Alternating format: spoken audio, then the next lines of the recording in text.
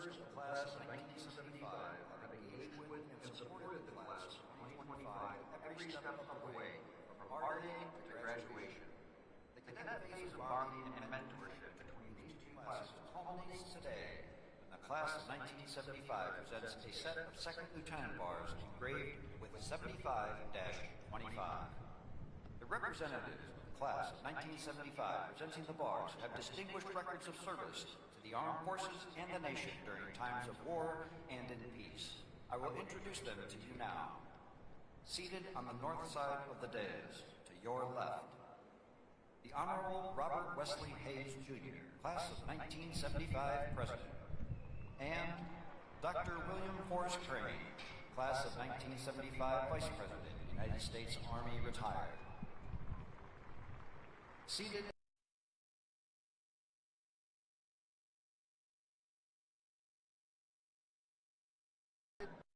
Mr. Timothy F. Shugru. Gentlemen, we welcome you back to attend this special graduation ceremony. It is a pleasure and honor to have you here with us today. Ladies and gentlemen, how about a round of applause for the class of 1975 and their outstanding dedication to the class of 2025.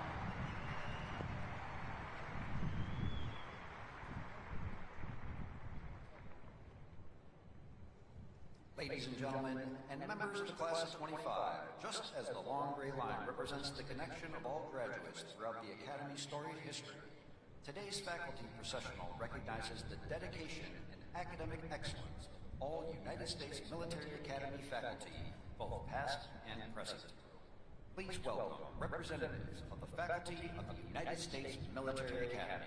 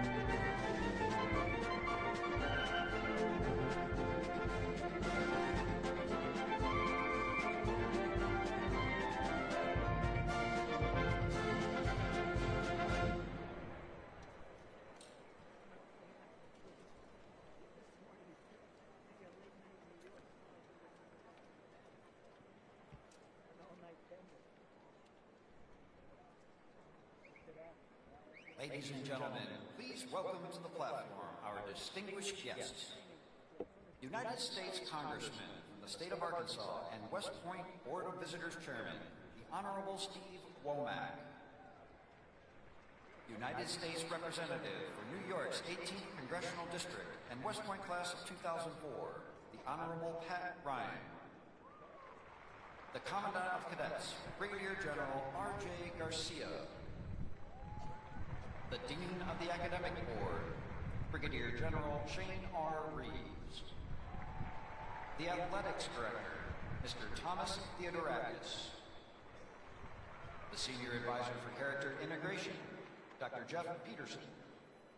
The West Point Chief of Staff, Colonel Con Deep. The United States Military Academy, Command Sergeant Major, Command Sergeant Major Phil Barretto. The United States Corps of Cadets, Command Sergeant Major, Command Sergeant Major Tony Powers. Members of the Academic Board and other senior Academy leaders.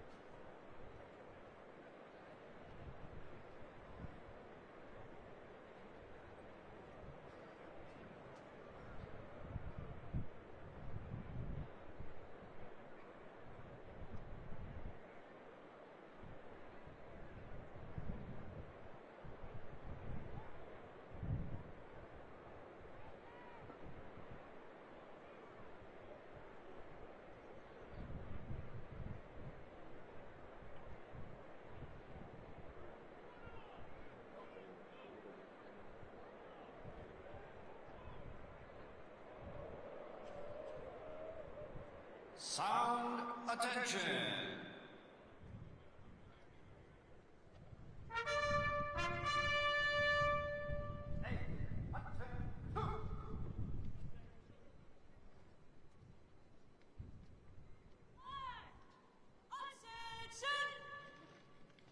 Ladies and gentlemen, please rise for the entrance of the official party.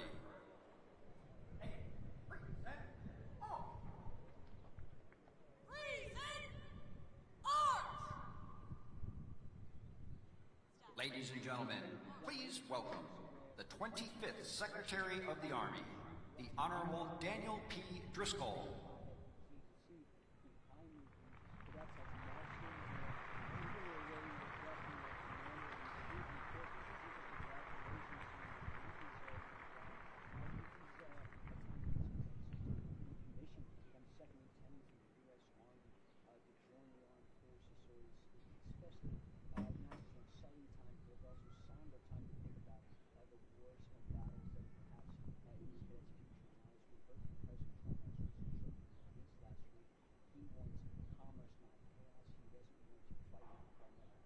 The 41st Chief of Staff of the Army, General Randy A. George.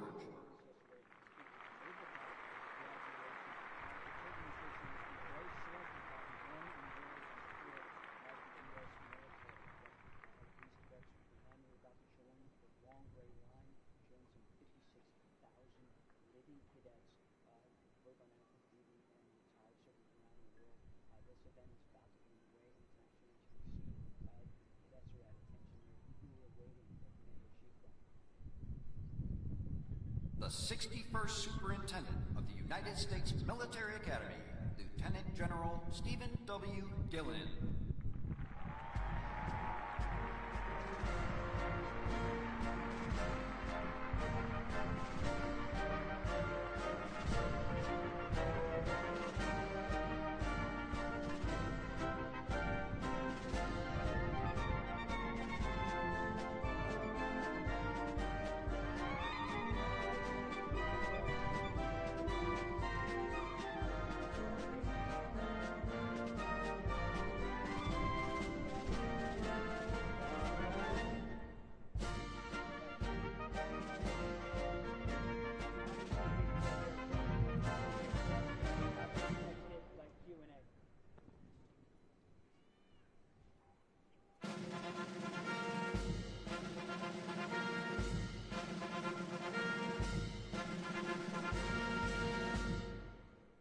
Ladies and gentlemen, the 45th and 47th President of the United States of America, Donald J. Trump.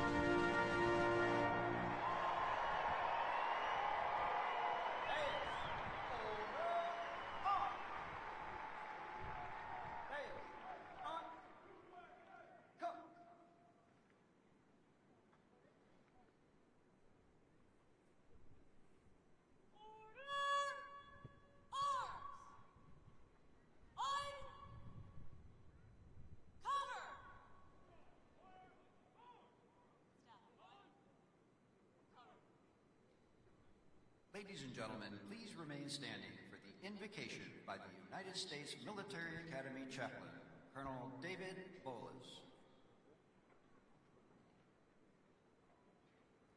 I invite you to pray with me.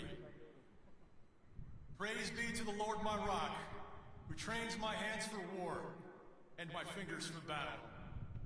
Almighty God, we are gathered here with hearts full of gratitude and pride as we witness the graduation of the West Point class of 2025. We thank you for bringing each graduate to this major milestone today. We thank you especially for your presence when they were plebes, under pressure, for providing patience as they learn to lead as yearlings, for their commitment and courage to affirm as cows, and for faithful friends who will finish together as firsties. And just as you have been faithful in the past, be their ever-present help in the future. Thank you for the teammates around them, their family and friends, instructors and sponsors, tax and trainers, mentors, and yes, even their tormentors, who stood with them over the last 4 years. Through them, you ensured these West Point graduates are prepared to lead America's sons and daughters in peacetime and in war. Bless the ceremony today with your presence. Bless our president as he leads and inspires us. And God bless the United States of America. In your holy name, I pray. Amen.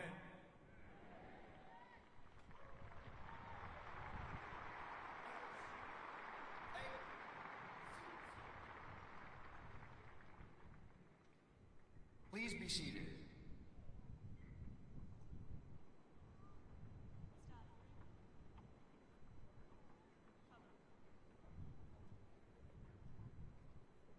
Take seats. Staff dismissed.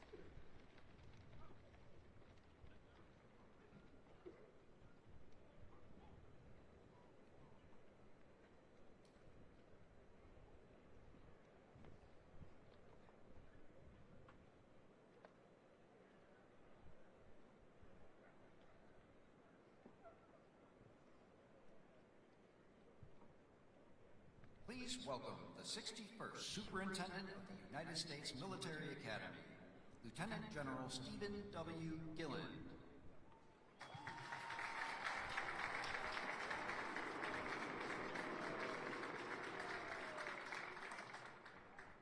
Mr. President, Congressman Womack, Congressman Ryan, Secretary Driscoll, General George, our Chief of Staff of the Army, distinguished guests and alumni, teammates, family and friends, ladies and gentlemen, good morning and welcome to West Point, home of the United States Military Academy.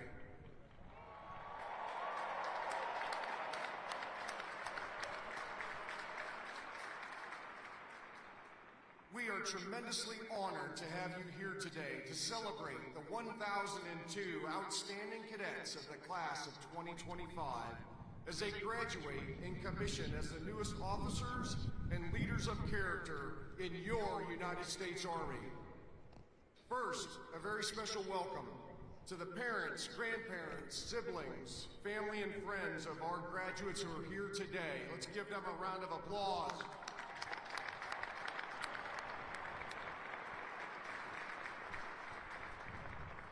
Thank you all for the love and support and encouragement that you've given your cadet along their journey at the United States Military Academy. I'd like to acknowledge the members of the 50-year affiliate class for our graduating class, the Courage and Drive class of 1975.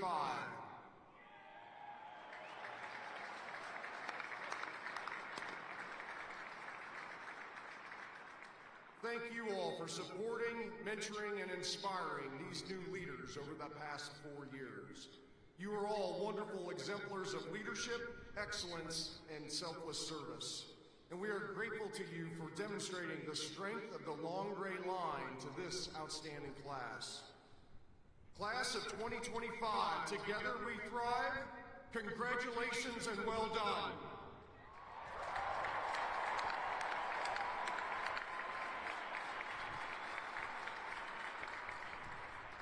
Today, your cadet experience at West Point may come to an end, but today really marks a milestone in your personal journey as you assume the mantle of leadership as officers in our Army. We know you all are looking forward to what's ahead. Travel, school, BOLIC, Ranger School, Sapper School, moving, living on your own. Some of you are getting married in like the next 6 hours. That's right. However, for all of you, I just ask of you, take a moment during the next few weeks while you're enjoying some free time to reflect on your time here. Think about all the opportunities and experiences that you've had and the challenges you've overcome on the road to becoming a leader of character. Think about the hard work, some blood, a lot of sweat, as well as the grit, toughness, determination, and the continual pursuit of excellence. Think about the friends you've made and the relationships developed, the camaraderie with teammates, the TACs, instructors, coaches, and old grads who've encouraged and mentored you, and the family and friends who supported you and cheered you on. Take a moment to appreciate and thank all the people who've helped you get to this point, and be grateful for all the experiences and opportunities that have helped shape you these past 4 years. As you pursue this journey as a leader of character, remember, today is about the responsibility of service to our country and to the American people. Today is about challenging yourself, challenging others to be better teammates, better officers, better leaders of character. It starts with you each and every day.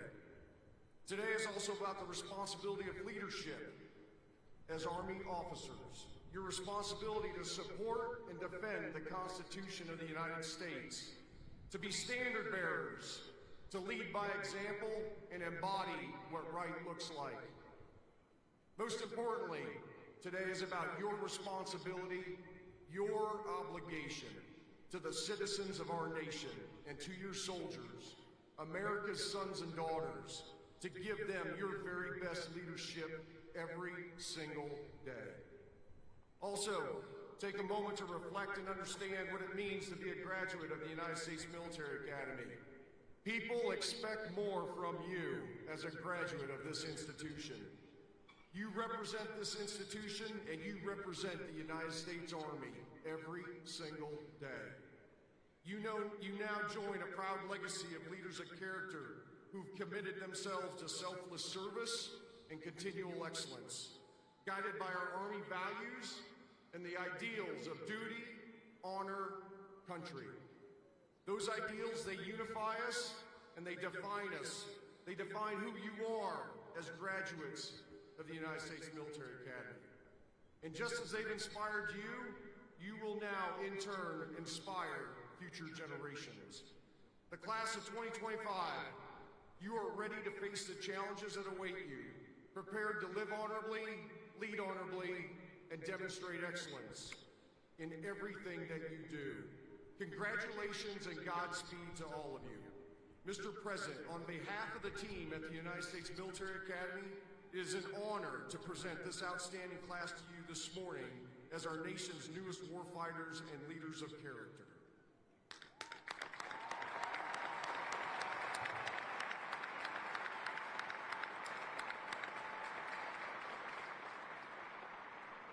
Ladies and gentlemen, it is my honor to introduce this morning's commencement speaker, the 45th and 47th President of the United States, President Donald J. Trump.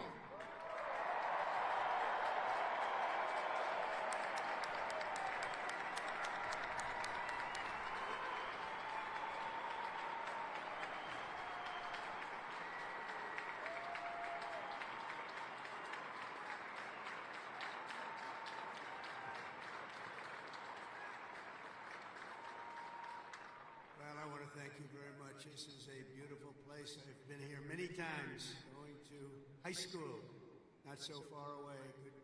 A good place, also a military academy. Not quite of this distinction, but it was a lot of fun for me. And I just want to say hello, cadets, and on behalf of our entire nation, let me begin by saying congratulations to the West Point class of 2025. You are winners, every single one of you. Thank you.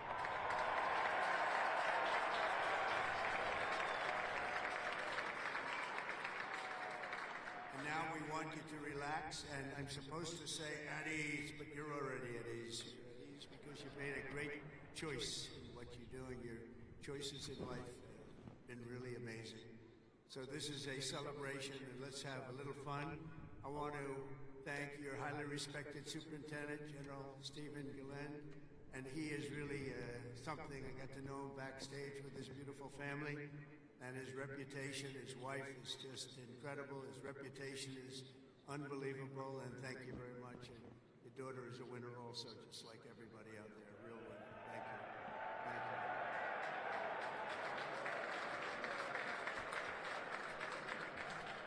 I also want to thank your Commandant General R.J. Garcia, Secretary of the Army Dan Driscoll, Army Chief of Staff General Randy George, Senator Ashley Moody, Representatives Steve Womack, Bill Heisinger, Pat Ryan, Mark Green, Keith Self, Acting U.S. Attorney Alina Haba, and very much just all of the friends. We have a lot of friends in the audience today, and I just want to thank them all for being here. We have a tremendous amount of my friends. They wanted to come up and they wanted to watch the ceremony, and they wanted to watch you much more so than me. So I just want to thank so many people here. Over the past 4 years, an extraordinary group of professors, teachers, coaches, leaders, and warriors have transformed this class of cadets into an exceptional group of scholars and soldiers. And so let's give the entire group, the entire West Point faculty, staff, for their incredible love of you and outstanding devotion to the Corps. Let's give them a little hand.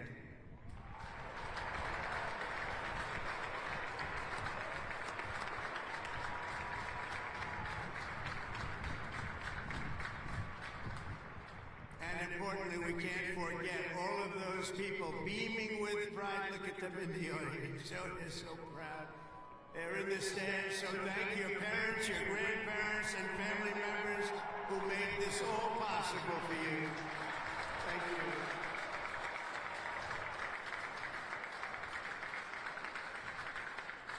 And I think they must have done something right based on what I'm looking at.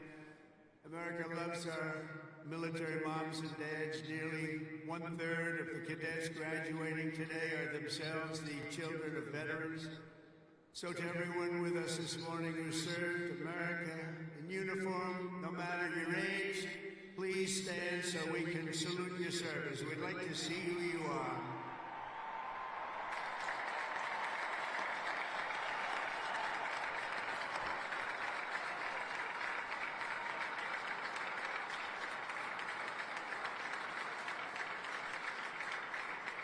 Congratulations. Great job.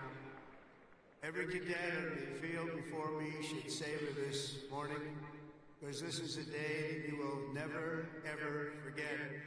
In a few moments, you will become graduates of the most elite and storied military academy in human history, and you will become officers in the greatest and most powerful army the world has ever known. And I know because I rebuilt that army, and I rebuilt the military.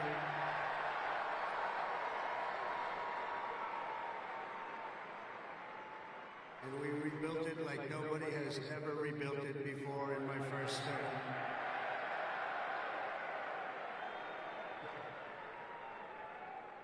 Your experience here at West Point has been anything but easy. But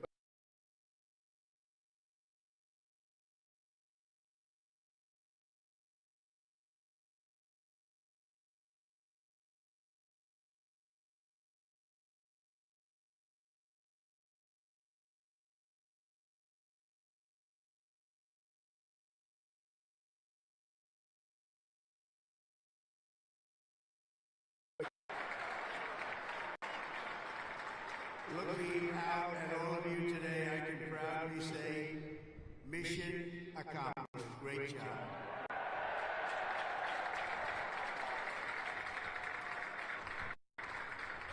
But now you have to go on. You have to forget that. Because now you have another. It's a sad thing, isn't it? You know, you can't rest on your laurels no matter what. You just have to keep going. You take it, you take a little day off, and you go on to the rest. Because you have to have victory after victory after victory, and that's what you're going to have as you receive your commissions as second lieutenants, each of you continues down the same hallowed path walked by titans and legends of U.S. military law, giants like Ulysses S. Grant, John Blackjack Pershing, Dwight David Eisenhower, the one and only Douglas MacArthur, old blood and guts George Patton, and Stormin Norman Schwarzkopf. Oh, great. So many more. They and countless other patriots before you have walked out of these halls and straight into history, and today you officially join those immortal heroes in a proud ranks of the long gray line. You know that term, so beautiful, the long gray line. Among the 1,000 cadets graduating today, 26 of you wear the prestigious Star Wreath, signifying the highest level of academic achievement. Please stand up, 26. Let's see if somebody stands who shouldn't be standing.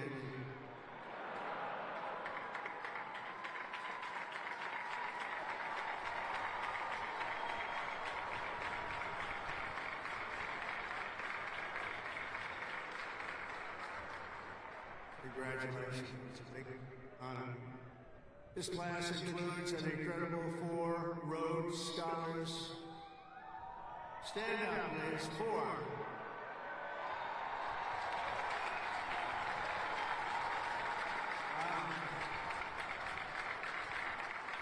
That's tied for the most of any West Point class since 1959. That's great. 4. Congratulations. Boy, oh boy, oh boy. I want to bring them right to the Oval Office. I don't want to have them go too far away from me. 8 cadets here today took on the challenge of designing their own hypersonic rocket. Oh, we can use you. Building them right now. You know, we had ours stolen. We are the designer of it. We had it stolen during the Obama administration. They stole it. You know who stole it? The Russians stole it. Something bad happened. But we're the designer of it. We're now building them, and lots of them. And earlier this year, they launched it into space, setting a world record for amateur rocketry. Can't get you in there fast enough. This class excelled not only mentally but also physically last January when more than 1,000 cadets volunteered for an 18.5-mile march on a freezing winter night. Cadet Chris Verdugo completed the task in 2 hours and 30 minutes flat, smashing the international record for the competition by 13 minutes. Where is he? Where is he? Come up here.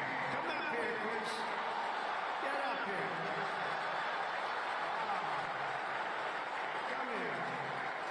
That's by 13 minutes. Come here, Chris.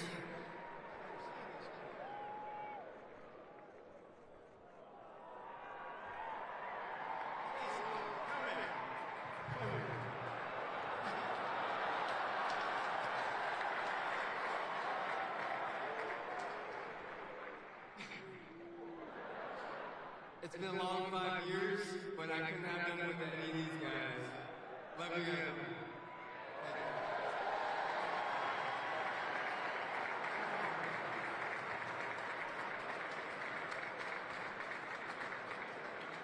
That's great. Keep it going, Chris. That really is a definition of Army strong, isn't it? International. International. This class includes 513 graduates who completed Air Assault School, 70 who completed Airborne School, 8 who made it through the ultra-elite Army Diver School, among the most difficult and grueling programs anywhere on Earth. That includes the first 2 women in West Point history to complete diver school, cadets Megan Cooper and Clara Saber. Where are you? Stand up.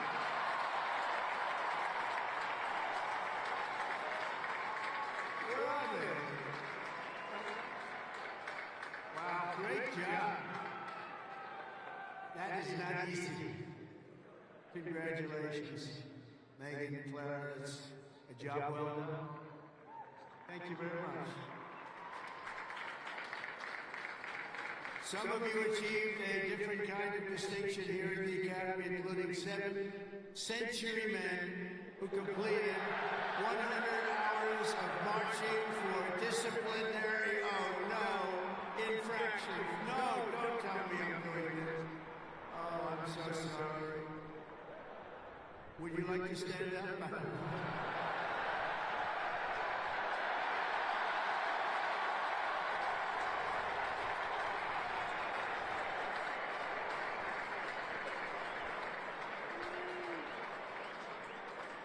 I think I saw Chris standing up. Chris, what's going on?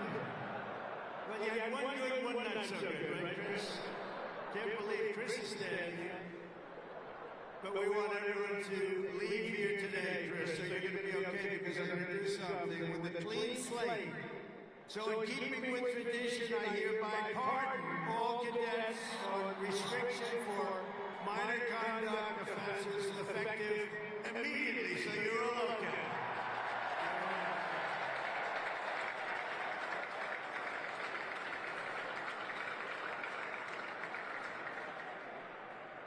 The class of 2025 is a lot to be proud of, including your first-rate athletes and athletics. You are something.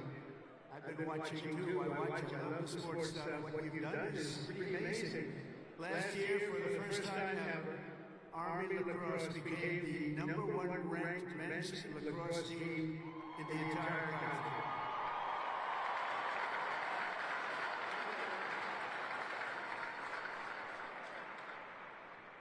Those of you on the team, stand. That's a big honor. Stand.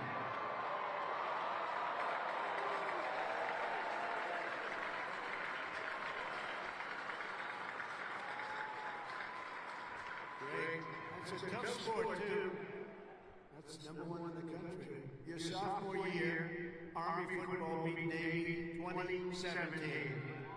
And the next year, you did it again, beating Navy 17-11 and dominating Air Force 23-3.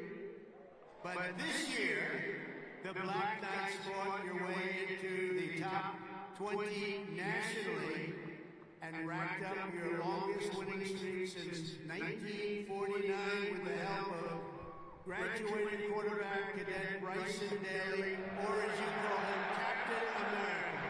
Captain America. Stand up, Bryson.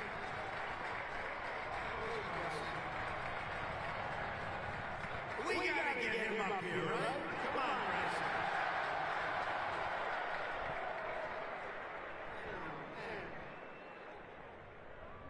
I heard he's well, I came to a game. I said, yeah, he can get into the NFL, but he chose this life. And you know what? I think he made it good. Come on out here, Bryson. Come on out. Wow.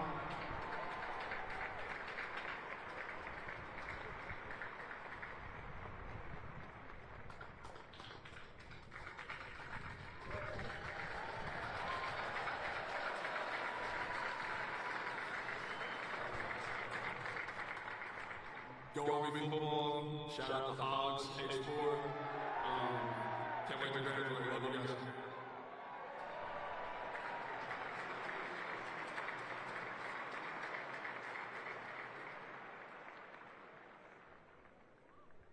I just tapped his shoulders like I hit a piece of steel. He's in good shape. There's a reason, you know? There's always a reason for success. Thank you, Bryson. At a time when other top college quarterbacks were thinking about going pro, Bryson's mind was on something else. As he told an interviewer earlier this year, I'm focused on my career as an infantry officer. That's what he wants to do. So Bryson, you did the right thing. That service at its finest. Thanks, Bryson. That's amazing. He's an amazing guy with an amazing team.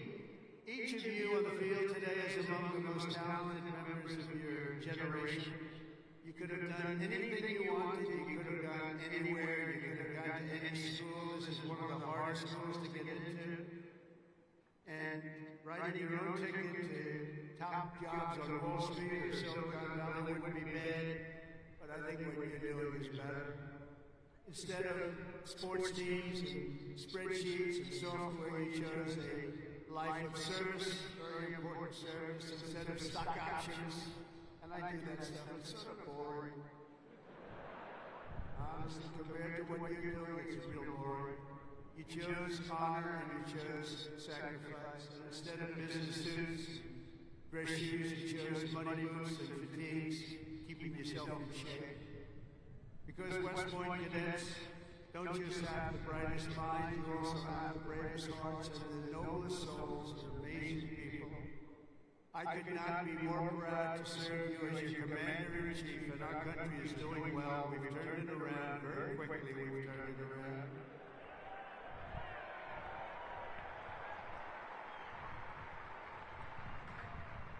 I just got back from the Middle East, and I was as you know, Saudi Arabia, Qatar, UAE, and I will tell you, they said, all three leaders, great leaders of those three nations, they all said the same thing.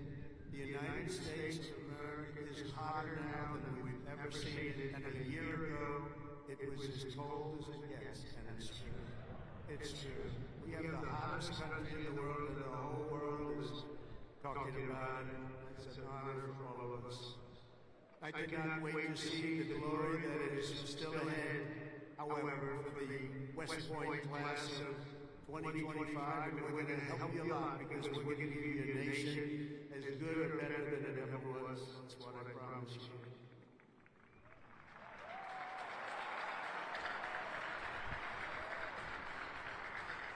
All the victories that you've had together on these grounds will soon pale in comparison to the momentous deeds that you'll perform on the mission you're accepting today as a future leader of America's Army.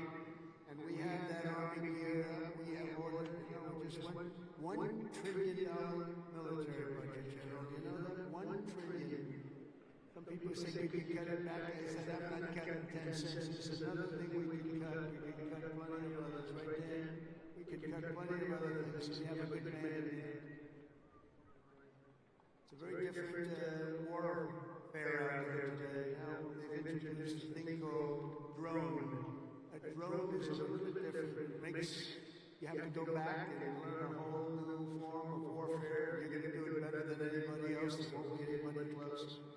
Generation after generation of men and women of the Army have done whatever it takes to defend our flag, pouring out their blood into the fields of battle all over the world. And all over the world, you're respected like nobody is respected. Our soldiers have sprinted through storms of bullets, clouds of shrapnel, slogged through miles of dirt and oceans of sand, scaled towering cliffs of jagged rock. And time again, the American soldier has charged into the fires of hell and sent the devil racing in full retreat.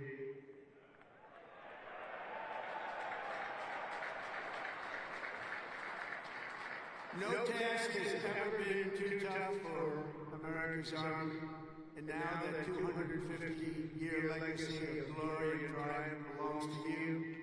The 1,000 newest officers of the greatest fighting force in the history of the world. That's what you are, that's what you're being thought of. Again, you are the first West Point graduates of the golden age of America. This is the golden age. Promise. We're in a new age. This is the golden age.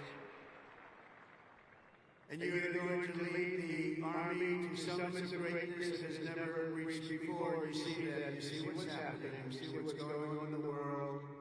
Each of you is entering the officer corps at a defining moment in the Army's history. For at least 2 decades, political leaders from both parties have dragged our military into missions it was never meant to be. It wasn't meant to be.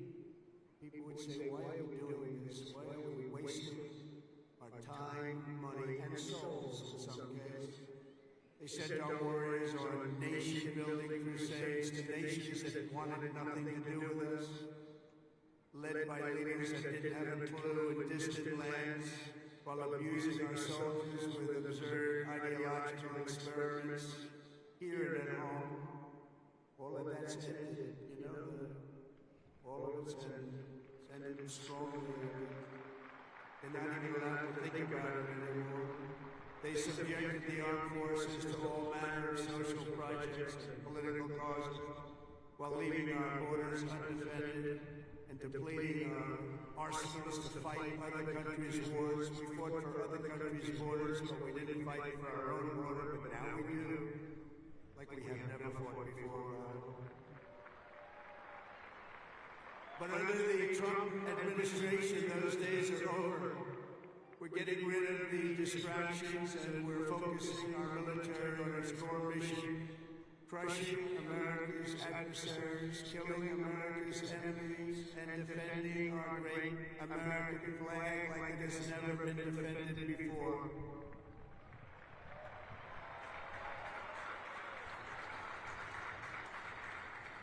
The job of the U.S. Armed Forces is not to host drag shows, to transform foreign cultures, but to spread democracy to everybody around the world at the point of a gun.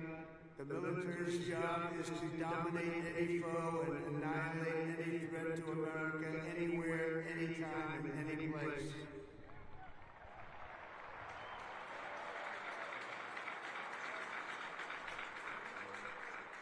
A big part of that job is to be respected again, and you are, as of right now, respected more than any army anywhere in the world, and that's happening, and I can tell you, you are respected like nobody can believe. As president, I am laser focused on our core national interests. My preference will always be to make peace and to seek partnership, even with countries where our differences may be profound. As you know, we're working on a lot of things right now. When I left office 4 years ago, we had no wars, we had no problems. We had nothing but success. We had the most incredible economy, the single greatest economy for a president in history. I think we're going to beat it this time by a lot, if you want to know. But we had something going on very special. But if the United States or its allies are ever threatened or attacked, the Army will obliterate our opponents with overwhelming strength and devastating force. That's why my administration has begun a colossal buildup of the United States Armed Forces. A buildup like we've never had before. Peace through strength. You know the term. I've used it a lot.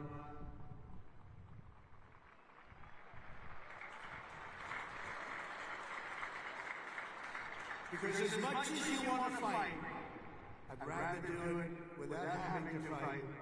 I just want to look at them and have them fold. That's happening. That's happening.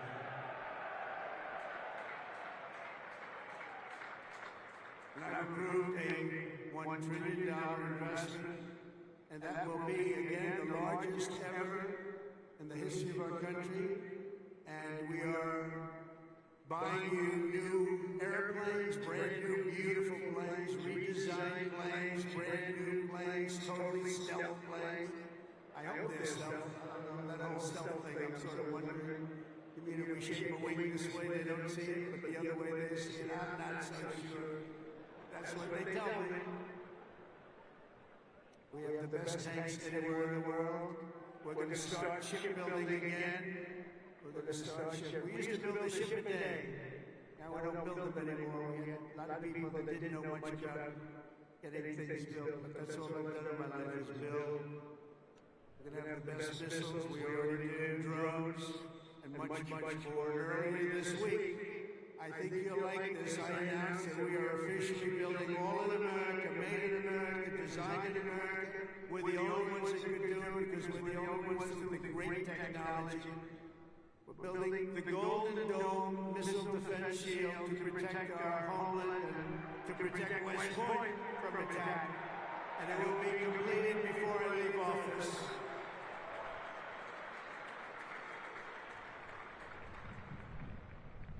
And you wouldn't think this, but our enemies are very unhappy about it. You've been hearing, you've been reading. Why are they doing that? Why? Well, we're doing it because we want to be around for a long time. We're also restoring the fundamental principle that a central purpose of our military is to protect our own borders from invasion. Our country was invaded for the last 4 years, and they've allowed people to come into our country that they shouldn't be here. Criminals walk in, no vetting, no checking, no nothing. Where are they coming from? And they were taking people out of prisons, they were taking gang members, they were taking the mentally insane and allowing them to come in, and we're getting them out of our country. We have no choice. We're getting them out and bringing them back where they came from. Have no choice. And it's not easy. It's not easy. But hopefully the courts will allow us to continue. You know, we had the greatest election victory. This was November 5th. We won the popular vote by millions of votes. We won all 7 swing states. We won everything. We won 2,750 districts against 505. 2,750 against 505. We had a great mandate, and it gives us the right to do what we want to do to make our country great again, and that's what we're going to do. And on day one, I deployed our military to the southern border, and since that day, we've reduced the number of illegal border crossings where there used to be hundreds of thousands of people coming into our country a day. We had nobody come in the last week and a half. We were at 99.999%. 99.999. That was with the help of our military. We had one person come in. One. You know why? He got very sick. We brought him through to have him brought to a hospital. One person. And for that, please don't hold me responsible, but that's okay. They did the right thing. Gone are the days where defending every nation but our own was the primary thought. We are putting America first. We have to put America first. We have to rebuild and defend our nation. And very shortly you're going to see a nation better than it's ever been. And you see that with the trade. The years we've been ripped off by every nation in the world on trade. We've been ripped off at the NATO level. We've been ripped off like no country has ever been ripped off. They don't rip us off anymore. They're not going to rip us off anymore. And you're seeing it. You have to watch what we're doing in trade. I know it's not your primary thing, but it's quite important in all fairness. But watch, you'll see what's going on. Been reading about it over the last few days. We're making deals with other nations that were nobody thought it would be even possible. And the reason is very simple. They respect us again. They're respecting our country again. That's what we want. And everything we do, we are bringing common sense back to America. It's all about common sense. We can say we're liberal, we're conservative. The new word is progressive. They don't like to use the word liberal anymore. That's why I call them liberal. But whatever you are, you know, most importantly, you have to have common sense, because most of it's, most of it's about common sense when you get right down to it. And we have a lot of people with a lot of very smart people, but they have to have common sense. And we've liberated our troops from divisive and demeaning political trains. There will be no more critical race theory or transgender for everybody forced onto our brave men and women in uniform or on anybody else for that matter. And we will not have men playing in women's sports, if that's okay.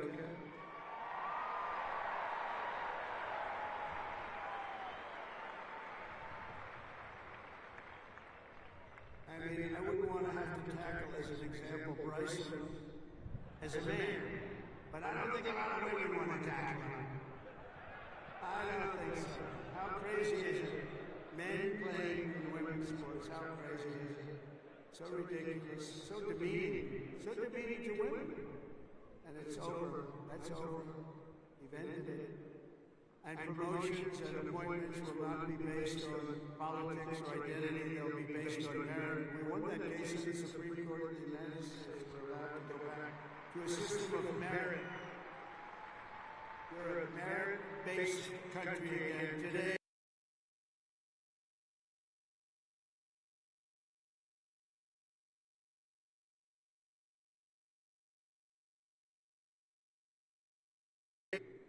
Recruiting shortfalls. And just last year was the worst of all. The last year of the Biden administration. We couldn't get anybody to join our military. We couldn't get anybody to join our police or firefighters. We couldn't get anybody to join anything.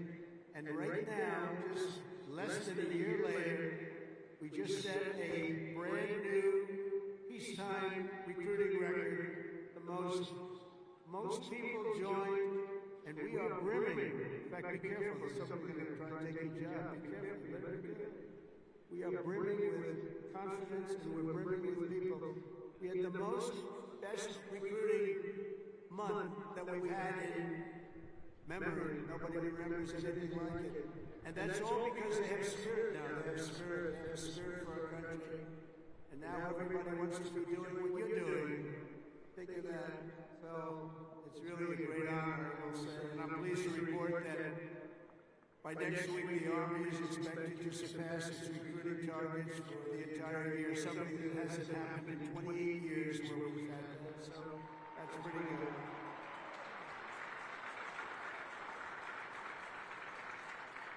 And it's nice to know that you're doing something that everybody wants to do, isn't it? Really nice. Listen, I hated to hear that. During the campaign, I was hearing that couldn't get people to enlist, but now we're getting people. It's sad because we're telling so many people, I'm sorry, we can't do it. My administration is doing everything possible to forge the most powerful military ever built. But ultimately, the task of keeping America strong and safe for the years ahead is going to belong to you. Among you are the lieutenants, majors, colonels, and generals who lead the Army for the next 10, 20, 30, and even 40 years. So as Commander-in-Chief, let me offer a few words of advice as you begin your Army careers. And I thought I'd do this, and I can make this to a civilian audience or to a military audience. It's pretty much the same. And I did this recently at Ohio State, and they really liked it. I gave them a little advice as to what I see for what you want to do, and some tips. And first of all, and you've already done it, different from civilians that are making the decision right now. You've already made your decision. I love your decision. You have to do what you love. You have to do what you love. If you don't love it, you'll never be successful at it. And you've done this, and you really, many of you in the audience, many of you that have graduated, you come from military backgrounds, or you love the military, it's what you want to do, it's what you want to talk about. One thing I see about people that love the military, that's all they want to talk about. I'll be out to dinner, generals, if they love their job, usually the only good ones are the ones who want to talk about it all the time. But if they talk, that's what they want to talk about. I really, very rarely see somebody who's successful that doesn't love what he or she does. You have to love what you do. In your case, the military is what you chose, and I'll tell you what, you cannot go wrong. You're going to see it too. You're going to love it more and more with time. You know, I work all the time. That's all I do is I work.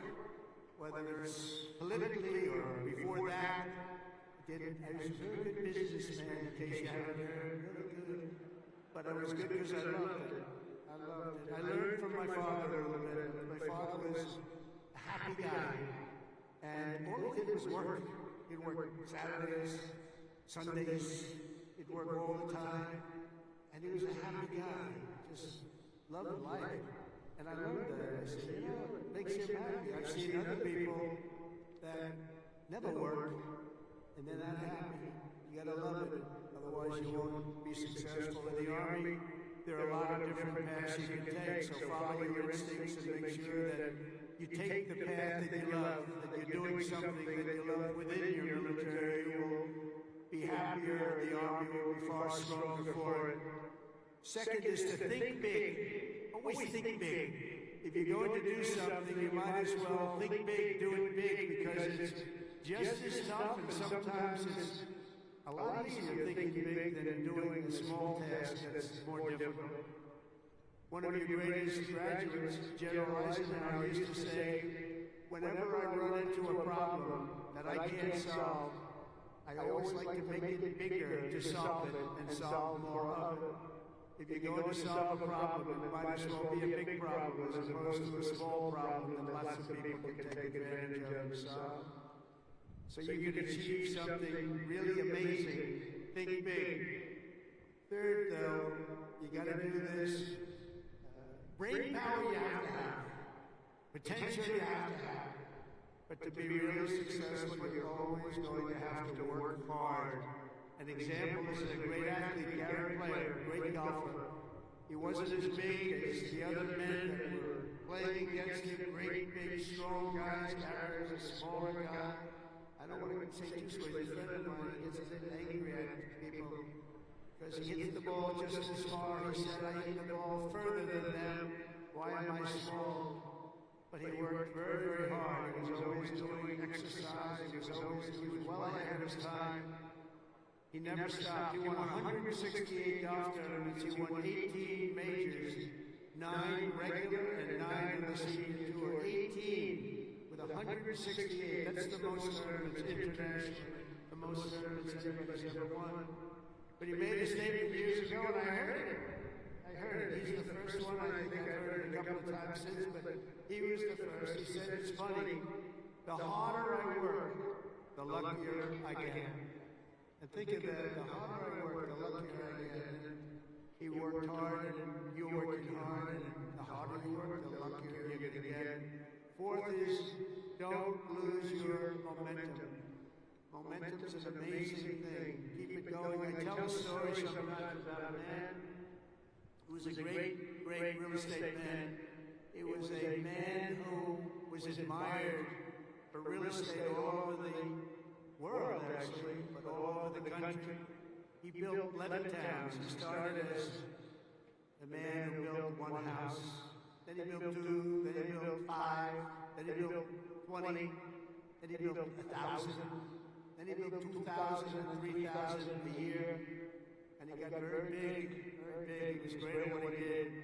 You see him all over the country, still 11 towns. This was a long time ago.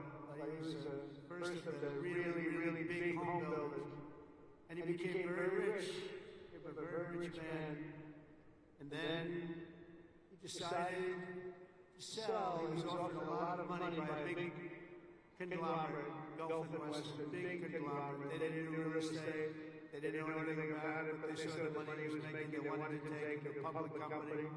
And they gave him a lot of money, tremendous amount of money, more money than he ever thought he'd get. And he sold his company. And he had nothing to do. He ended up getting a divorce, found a new wife. Could you say a trophy wife? I guess we could say a trophy wife. It didn't work out too well. But it doesn't work out too well. I must tell you, a lot of trophy wives. It doesn't work out. But it made him happy for a little while at least. But he found a new wife. He sold his little boat. He got a big yacht. He had one of the biggest yachts anywhere in the world. He moved for a time to Monte Carlo, and he led the good life. And time went by, and he got bored. And 15 years later, the company that he sold to called him, and they said, the housing business is not for us. You have to understand, when Bill Leonard was hot, when he had momentum, he'd go to the job sites every night, he'd pick up every loose nail, he'd pick up every scrap of wood. If there was a bolt or a screw laying in the ground, he'd pick it up and he'd use it the next day and put it together the house. But now he was spoiled, and he was rich, he was really rich. And they called and they said, this isn't for us, this business, we do other things. Would you like to buy it back? We'll sell it back to you cheap. And they did. He bought it. He bought it. He thought he made a great deal, and he was all excited. But it was 15 years later. He lost a lot of momentum. Remember the word momentum. And he lost everything. It just didn't work. He lost everything. And I was sitting at a party on Fifth Avenue one night, a long time ago, and yet the biggest people in New York, the biggest people in the country, were all in that party. They were all saluting each other, how great they were. They were all telling each other, I'm greater than you. Gets me really, gives you a headache sometimes. But they had all these people that were telling their own stories about how fantastic a cocktail party. And I looked over, and I was doing well. I was invited to the party, so I had to be doing well. I was very, very young. But I made it anyway, real estate. And I looked over, and at the party, sitting in the corner all by himself, nobody was talking to him, was Mr. Levin. He had just gone bankrupt, lost everything. He lost everything. His home, everything. And I went over and talked to him because he was in the real estate business, and I love real estate. And I said, hello, Mr. Levin, how are you? He said, hello, Don, it's nice to meet you. He knew me from being in the business. I said, so how's it going? He goes, not well. It's really not going well, as you probably read. It's been a very, very tough period for me, son. I said, so what happened? He says, anything you can do? He goes, no, there's not a thing I can do. He said, I'll never forget. He said, I've lost my momentum. I just didn't have it. I used to have it, but I lost my momentum. So it's a story I tell. And you have to know when you have the momentum, but sometimes you have to also know when you've lost the momentum. And leaving a field, sometimes leaving what you're doing, sometimes is okay. But you gotta have momentum, but you have to know that momentum is gone. You have to know when to say, it's time to get out. And it's a very sad story. I remember that story so well, like it was yesterday. Fifth, you have to have the courage to take risks and to do things differently. Eisenhower again was threatened with court-martials as a young officer for advocating a new doctrine of tank warfare. Billy Mitchell was thrown out of the Army for pioneering the use of air power. They said, what do you mean air power? Don't be ridiculous. People willing to try and do things differently. It's never going to be easy for them, but they're the ones that are going to really do the important things. They're the ones who are going to make history. So don't be ashamed and don't be afraid. This is a time of incredible change, and we do not need an officer corps of careerists and yes men and people that want to keep it going the way it's been, because it changes rapidly, especially what you're doing. Because believe it or not, you're in a business, profession, where things change as rapidly like warfare, the type of warfare. Unfortunately, we're getting to see it with Russia and Ukraine, and we're studying it, and it's a very terrible thing to study, but we're seeing the different forms of warfare. We're seeing the drones that are coming down at angles, with speed and with precision. We've never seen anything like it, never seen anything like it, and we're learning from it. But your profession changes very rapidly. You've got to be at the top of it. You've got to be right at the head of the needle. We need patriots with guts and vision and backbone who take personal risks to ensure that America wins every single time. We want to win our battles. You know, I defeated ISIS in 3 weeks. They told me it would take 5 years. And the general that did it, you know that story, was named Raisin Cane. His name is Dan Cane, but his nickname was Raisin Cane. I said, your name is Raisin Cane. I love that. Is that a nickname? That's what they call me, sir. I love you, General. I think you're the guy I'm looking for. I want to know a guy named Raisin Cane. He is now the head of the Joint Chiefs of Staff, and he's a highly respected man. And we defeated, think of it, ISIS. They said, how long in Washington? Sir, it will take 4 years to defeat them, maybe 5. And maybe we won't, because they're all over the place. And then I met a man that said we could do it in 3 weeks, and he did it in 3 weeks. And that's why he's the head of the Joint Chiefs of Staff right now. And we did things that nobody thought were possible. We've had great military success. When you have the right leader and you have the right people, we have the right people, you can have tremendous success. Sixth, never lose your faith in America and the American people, because they're always going to be there for you. I went through a very tough time with some very radicalized, sick people. And I say I was investigated more than the great, late Alphonse Capone. Alphonse Capone was a monster. He was a very hardened criminal. I went through more investigations than Alphonse Capone, and now I'm talking to you as president. Can you believe this? Can you believe it? So you gotta fight hard, you gotta never give up, and don't let bad people take you down. You gotta take them down. A lot of bad people out there. Those people, you have to figure it out. But you also have a lot of great people. Finally, hold on to your culture and your traditions, because that's what makes something really great. And that's what's made the Army great. The culture and the tradition. Whether we're talking about a battalion, a business, a sports team, or even a nation, history has shown that in many ways culture is destiny. So do not let anyone destroy the culture of winning. You have to win. Winning is a beautiful thing. Losing, not for us. Not for us. Not for everybody here. If it was, you wouldn't be here. From the earliest days of our nation, this supreme tradition of American military service has been passed down from soldier to soldier and generation to generation. And it's a beautiful thing to watch. Graduating today is Cadet Ricky McMahon, Ricky's great-grandfather. Stand up wherever you are, Ricky, you're gonna like this. Ricky's great-grandfather served in World War I. His grandfather served in World War II. And his uncle, father, and mother all graduated from West Point. Where is Ricky?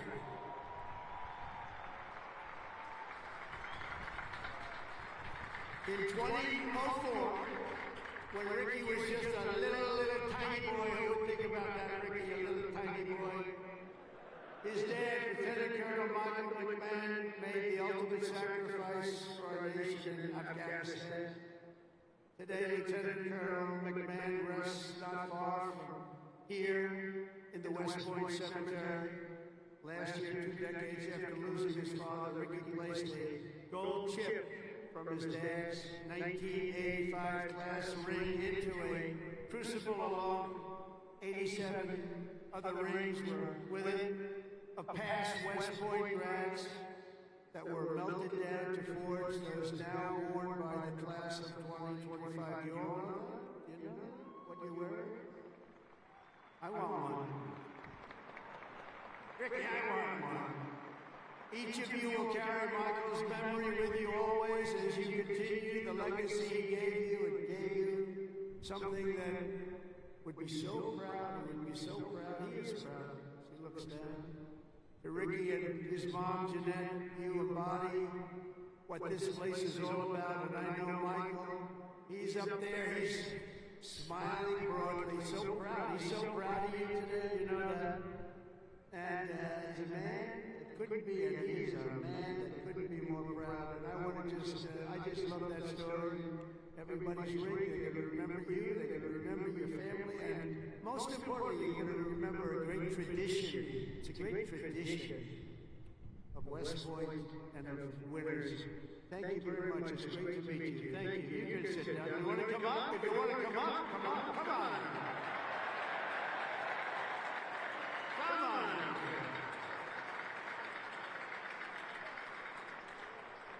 That's nice. Yeah, handsome guy. They're all good looking here. I don't know what's going on. The whole crowd is beautiful. Thank you very much.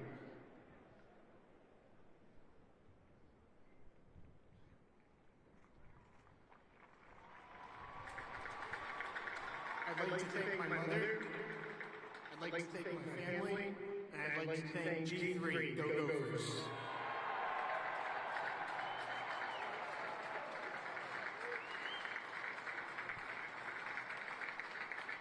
These are good-looking people, I'll tell you. General, what's going on?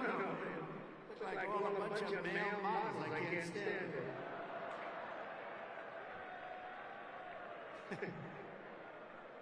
For 2.5 centuries, our republic has endured because of heroes like Michael, have laid down their lives for America, and because young people like all of you have picked up the banner of service and carried forward the flag of freedom from Lexington to Yorktown, from Gettysburg to Sicily, and from Incheon to Fallujah. America has been won and saved by an unbroken chain of soldiers and patriots who ran to the sound of the guns, leapt into the maw of battle, and charged into the crucible of fire to seize the crown of victory, no matter the odds, no matter the cost, no matter the danger. All over the world, our soldiers have made sacred the ground where they shed their blood and showed their valor. From Seminary Ridge to San Juan Hill, Bellawood, Omaha Beach, Leyte Gulf, Ardennes Forest, Chosen Reservoir, all over, and even a place called Pork Chop Hill. And in all of those battles and so many more, some of the best, brightest, and bravest have come from right here at the U.S. Military Academy at West Point, one of the great fabled places anywhere in the world. America's Army has never failed us, and with leaders like the West Point class of 2025, the Army will never fail. We will never let you down.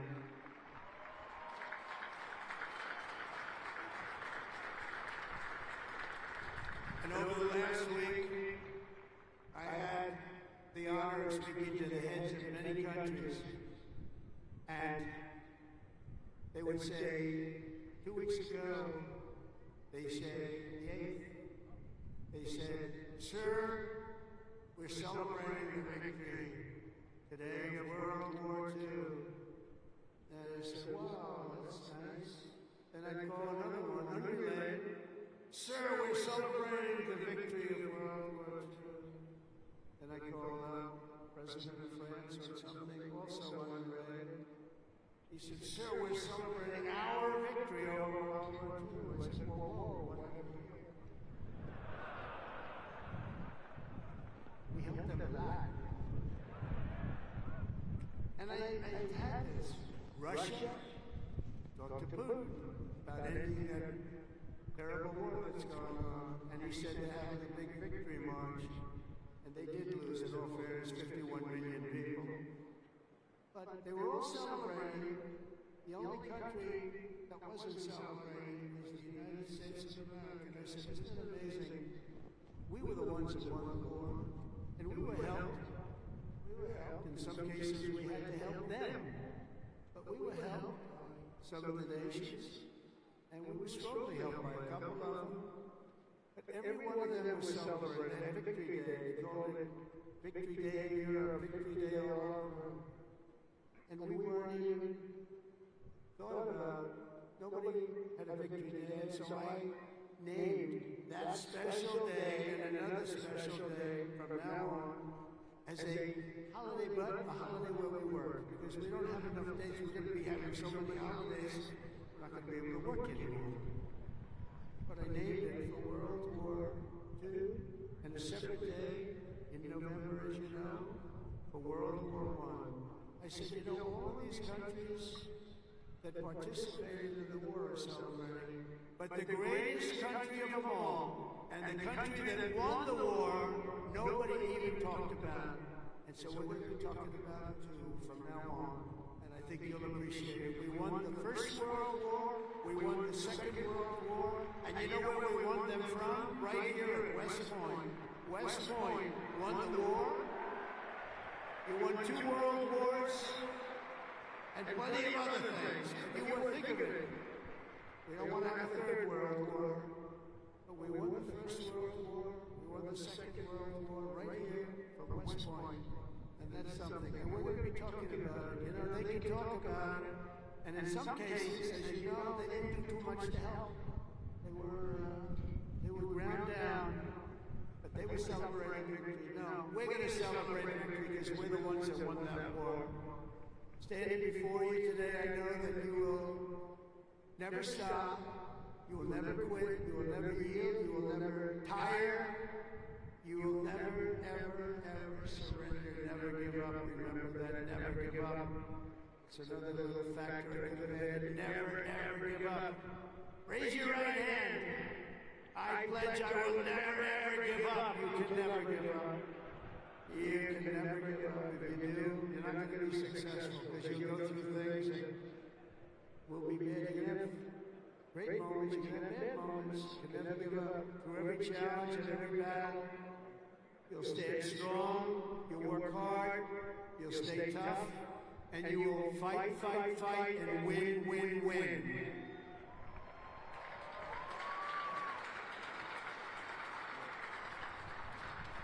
So I want to just congratulate you all. I'm going back now to deal with Russia, to deal with China. What's that all about? And to get you lots of victories. So we're going to keep winning. This country is going to keep winning, and with you, the job is easy. I want to thank you all. Congratulations to the class of 2025. God bless you all. Incredible people. Thank you very much, everybody.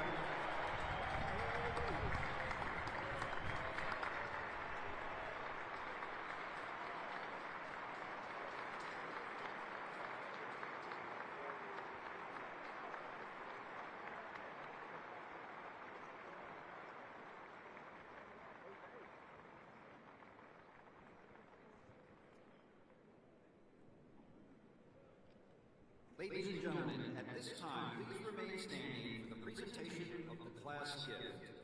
The class president, Cadet Catherine LaRue, will present a panoramic photo of the class of 2025 to the president.